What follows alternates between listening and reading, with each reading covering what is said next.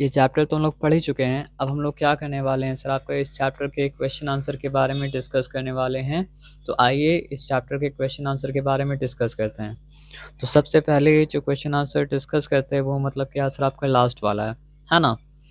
आइए देखते हैं क्वेश्चन है क्या। सॉरी, हम लोग ग्रामर पार्ट में आ गए गलती से। पहला सवाल ये है, अशोक किस बात को लेकर चिंतित था। दूसरा सवाल ये है, अशोक ने सेना का संचालन स्वयं करने का निश्चय क्यों किया। तीसरा सवाल है, पद्मा ने अशोक से क्या करने के लिए कहा। चौथा सवाल है, बौद्ध भिक्षु के सामने अशोक ने क्या प्रण किया, यानी क्या वादा किया, है ना। हेलो। बौद्ध भिक्षु के सामने अशोक ने क्या प्रण किया, क्या वादा किया। अब पढ़ना मतलब क्या करते हैं, स्टार्ट करते हैं ये सब क्वेश्चन का आंसर। तो इन प्रश्नों के उत्तर लिखिए।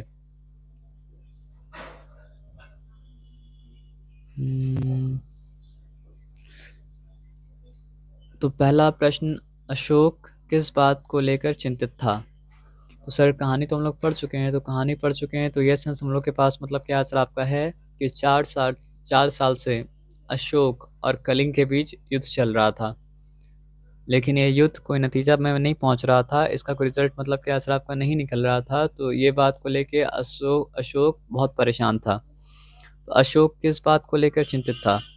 अशोक इस बात से चिंतित था कि 4 वर्षों से कलिंग के साथ उनका युद्ध चल रहा है। यहाँ पे से लिखना पड़ेगा, इसलिए रिव्यू करना मतलब ज़रूरी होता है ना। अशोक इस बात से चिंतित थे कि 4 वर्षों से अल्लाह अकबर। अशोक इस बात से चिंतित थे कि 4 वर्षों से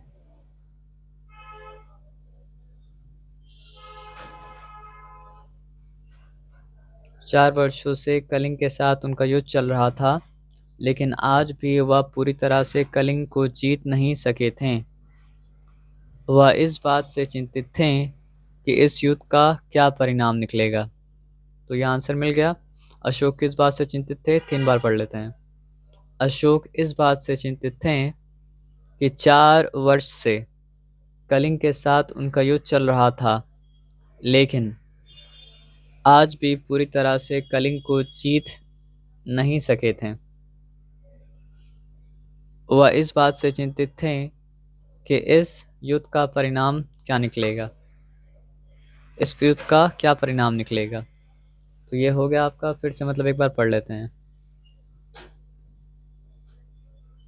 अशोक इस बात से चिंतित थे कि 4 वर्ष से कलिंग के साथ उनका युद्ध चल रहा था, लेकिन आज भी यह पूरी तरह से कलिंग को जीत नहीं सके थे। वह इस बात से चिंतित थे कि इस युद्ध का क्या परिणाम निकलेगा। तो ये क्वेश्चन नंबर 1 मतलब क्या सर आपका हो चुका है। आप क्वेश्चन नंबर 2 में आते हैं, मतलब का हो चुका है, का के बाद आते हैं खा में। आइए खा देखते हैं यहाँ पे है क्या। अशोक ने सेना का संचालन स्वयं करने का निश्चय क्यों किया। देखिए, सेनापति कौन होता है आप जानते हैं। सेनापति का काम होता है सेना को मतलब लीड करना, यानी सेना जो है वो सेनापति के आज्ञा के हिसाब से मतलब क्या होता है, लड़ता है। तो सेनापति जो होता है वो मतलब क्या होता है, सेना का संचालन करता है। लेकिन 4 साल से सेनापति सेना का संचालन कर रहे थे, लेकिन उसके बावजूद भी युद्ध का कोई परिणाम मतलब क्या असर आपका नहीं निकल रहा था। तो इसलिए अशोक ये निश्चय किया था कि अब सेना का संचालन सेनापति नहीं बल्कि वो खुद करेंगे, और इस युद्ध का अंजाम परिणाम जो होगा वो मतलब क्या उनके फेवर में तब आके ही रहेगा। तो अशोक ने सेना का संचालन स्वयं करने का निश्चय क्यों किया। तो आइए पढ़ते हैं फिर यहाँ पे। जब अशोक को इस बात का ज्ञात हुआ, यानी जब अशोक को ये बात पता चला कि कलिंग महाराज मारे जाने के बाद भी मारे जाने के बाद भी कलिंग की सेना ने आत्मसमर्पण नहीं किया है। नॉर्मली होता क्या था कि राजा अगर मर गया तो बैटल मतलब ख़त्म हो गया, और जिस तरफ का राजा मतलब क्या मर गया वो साइड मतलब क्या जंग हार गया। लेकिन यहाँ पे हुआ क्या, कलिंग महाराज मारे गए हैं, लेकिन फिर भी कलिंग मतलब जो है आत्मसमर्पण नहीं किया है। और आत्मसमर्पण जब कोई कर लेता है तो अपना किला का दरवाज़ा खोल देता है, दुर्ग का दरवाज़ा खोल देता है। तो लोग आज भी दुर्ग का दरवाज़ा नहीं खोला है, यानी फोर्ट का गेट नहीं खोला है। तो जब अशोक को इस बात का ज्ञात हुआ कि कलिंग महाराज के मारे जाने के बाद भी कलिंग की सेना ने आत्मसमर्पण नहीं किया है और कलिंग दुर्ग, फिर यहाँ पे एक मिस्टेक था तो वो मिस्टेक को ठीक कर रहे हैं, ता मैं छोटी हूँ रेव का दुर्ग, और कलिंग दुर्ग के फाटक आज भी बंद हैं। तो अशोक ने निश्चय किया कि वो सेना का संचालन खुद करेगा और खुद ही वह कलिंग पर विजय प्राप्त करेगा और कलिंग दुर्ग के फाटक खुलवाएगा। तो जब अशोक को इस बात का ज्ञात हुआ कि कलिंग महाराज के मारे जाने के बाद भी कलिंग की सेना ने आत्मसमर्पण नहीं किया है, तो कलिंग दुर्ग के फाटक आज भी बंद हैं। तो अशोक ने निश्चय किया कि वह सेना का संचालन खुद करेंगे और खुद ही कलिंग पर विजय प्राप्त करेंगे और कलिंग दुर्ग के फाटक खुलवाएंगे।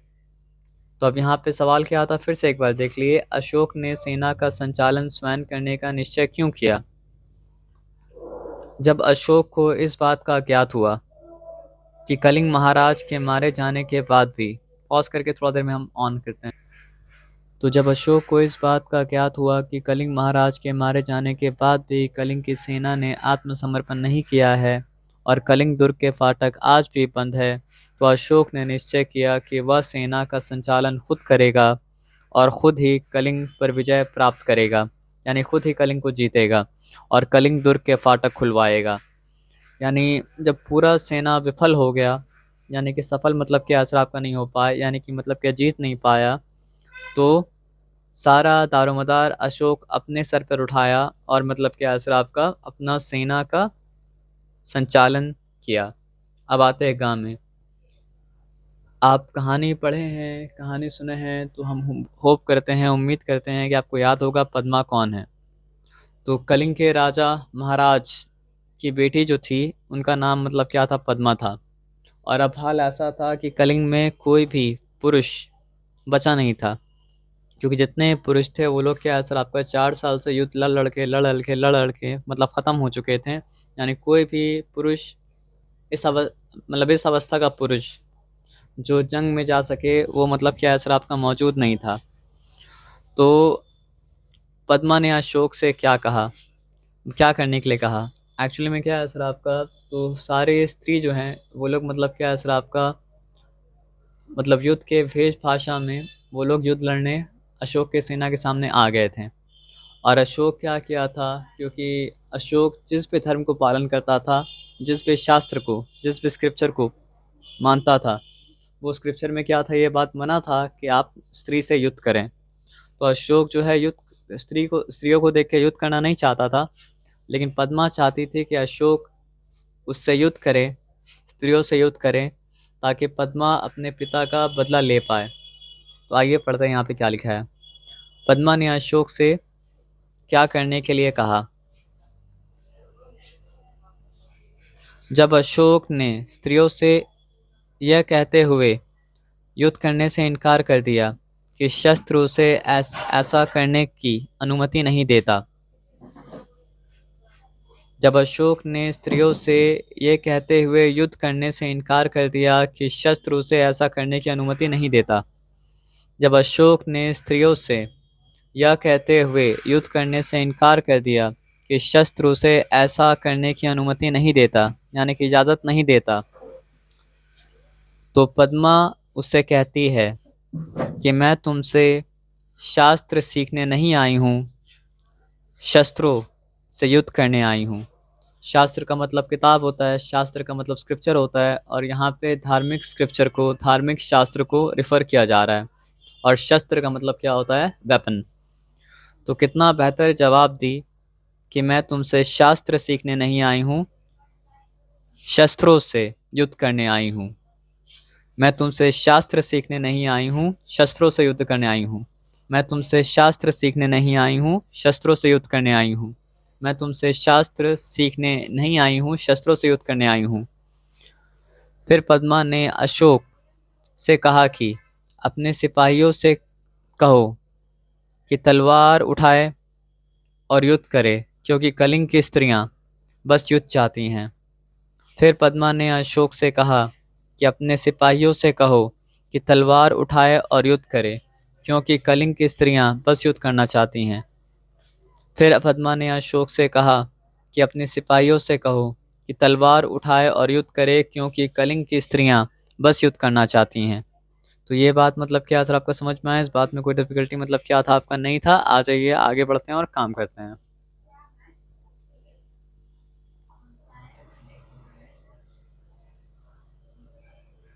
अब ये घा में आते हैं, बौद्ध भिक्षु।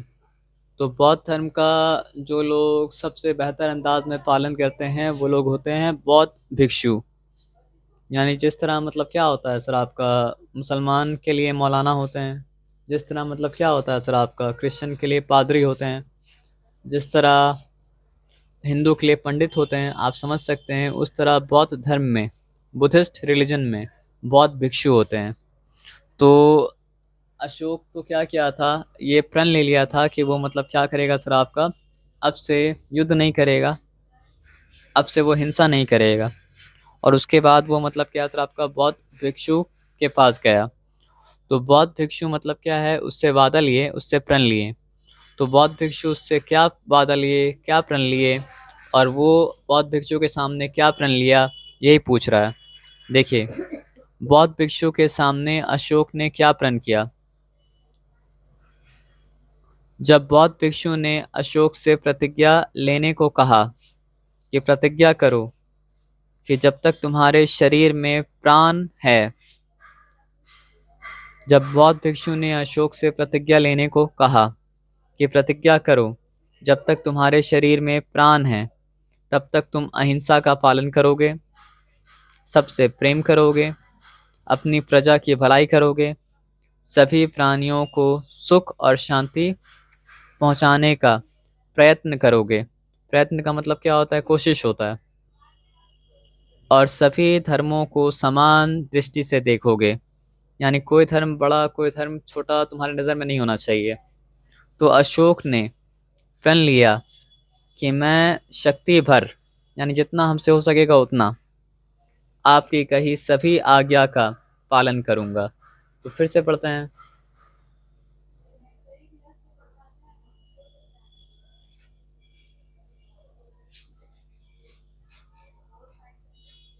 बौद्ध भिक्षु के सामने अशोक ने क्या प्रण किया। जब बौद्ध भिक्षु ने अशोक से प्रतिज्ञा लेने को कहा कि प्रतिज्ञा करो कि जब तक तुम्हारे शरीर में प्राण है, तब तक तुम अहिंसा का पालन करोगे, सबसे प्रेम करोगे, अपनी प्रजा की भलाई करोगे, सभी प्राणियों को सुख और शांति पहुंचाने का प्रयत्न करोगे, और सभी धर्मों का समान दृष्टि से, सभी धर्मों को समान दृष्टि से देखोगे। तो अशोक ने प्रण लिया कि मैं शक्ति भर आपकी कही सभी आज्ञा का पालन करूंगा। अब आ जाइए लास्ट क्वेश्चन में आते हैं। लेकिन उससे पहले हाइलाइटर को मिटा देते हैं।